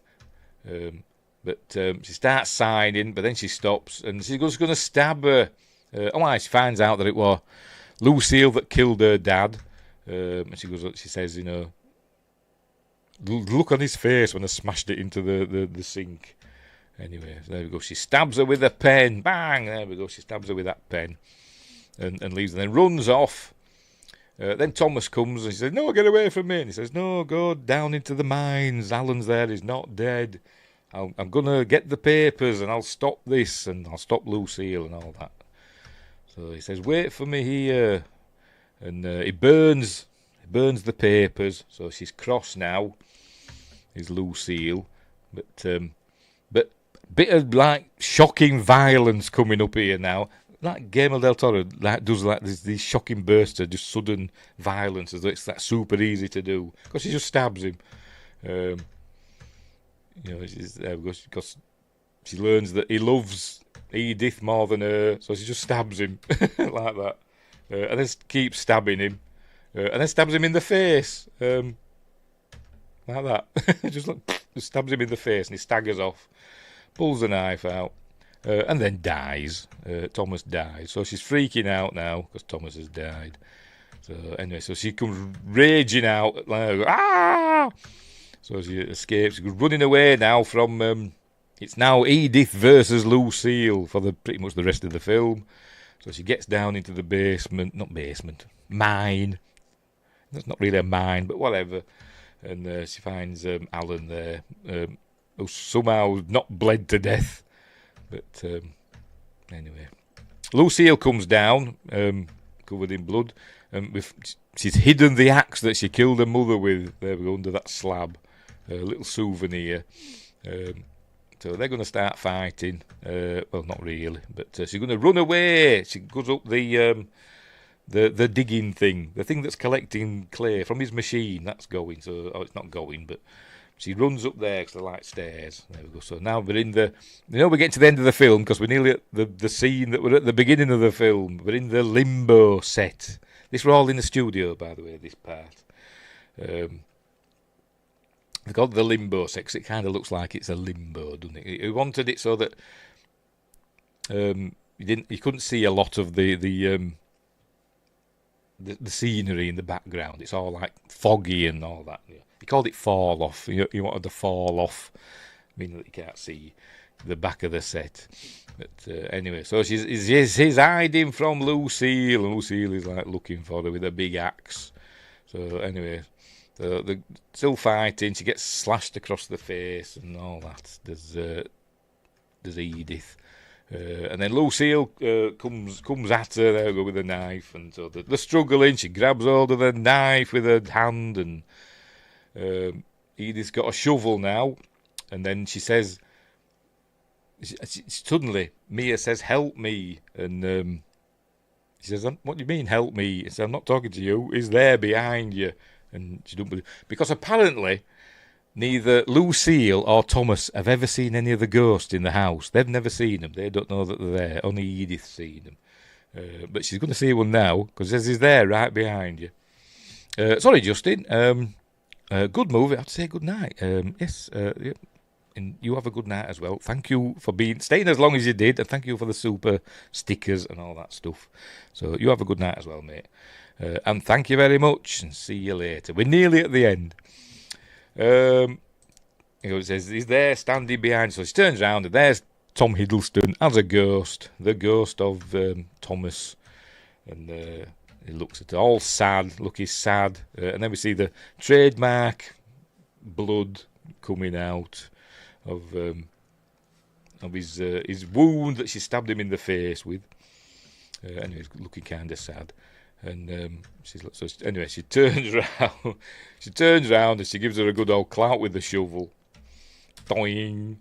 And then she says, she'd actually said it earlier. You'll have to kill me or I kill you. And she repeats it here. So she just clonks her on the head, killing her instantly. I think this bit. Dong. Kills her instantly there. He says, "I heard you first time." I didn't really like that bit.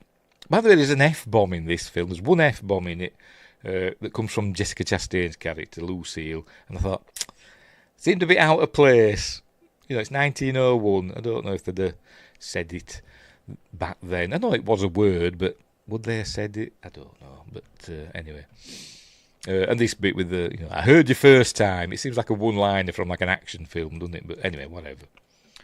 She said that, and then she looks at Thomas, and he's there, and she touches him, and this is where she gets, the ghost had told her, "You will have your blood on his hands." By the way, the ghosts are supposed to be timeless in this film. They're like the prophets, the wormhole prophets from Deep Space Nine, Star Trek Deep Space Nine. They exist out of time. They know, the past, the future, and the present is there. So that's what she was saying. You will have his blood on your hands, and there she has. She has his blood on her hands, but in an ectoplasmic form. I was okay with the F-bomb. Didn't care for when Tom said no cap, though. I'm guessing that's some sort of, hilarious thing, but it's gone over my head. Oh, dear. Thank you very much, Justin. Thank you. Have a great rest of the evening. Where were we? Yes, she's got his ectoplasmic blood on her hands now, and then it fades away. And he fades away because obviously he's done now. There he goes. He fades away. Done his job. Saved her life, I suppose. And now he's gone. And then we get to what we're at the beginning. Ghosts are real. This much I know. But she's gone back down. Got Alan. Still not dead. Oh, me. And that's at the end of the gates, and here we see the people arriving. When he said, after the storm lifts, meet me there. And here they come. And they're shouting, lady, sharp, or whatever. And she has a look back at the hall. For some reason, I don't know, I had like a Mandela effect. I thought she'd set fire to it. I must be thinking of a different film. But she looks one last look back at the hall, but we go in, and we see there's the blood from Alan, I think, when they stabbed him in the arm, under the arm. And as they were going through. By the way, it'd been mentioned when they were telling about the house earlier on, how it breathes and stuff, the fire often just flares up. And he says it's because the way the house is built or something, they get like drafts, and it sometimes makes the fire flare up, which is what it does here in a minute. Oh, I've gone past it. Like that. It just flares up. And but anyway, then they go around and we see, oh look, there's somebody at the piano. It's the ghost of Lucille at the piano playing away, tickling the ivories and playing the piano as well, still with her keys there.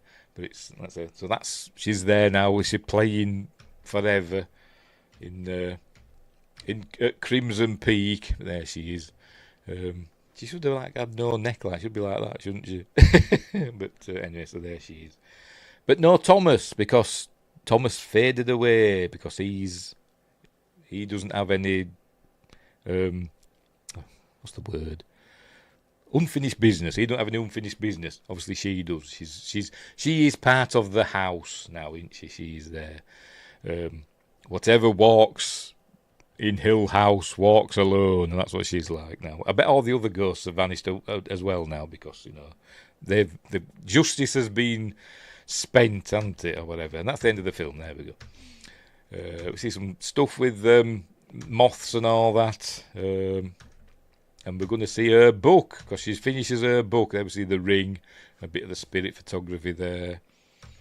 The key, the handily labelled key, the tea, pens, letters. Oh, that'll be Alan's stuff, won't it? Is it going to show it? Have I missed it, or is it coming up? Is it going to come up? And then, here we go.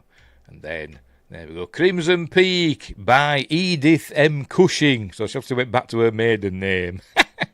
She didn't stick with Sharp. And that's the end of the film. And it's a really good... I love this film. I really do like this film. One of my favourites. Guillermo del Toro films. So there we go. That's the end of Crimson Peak.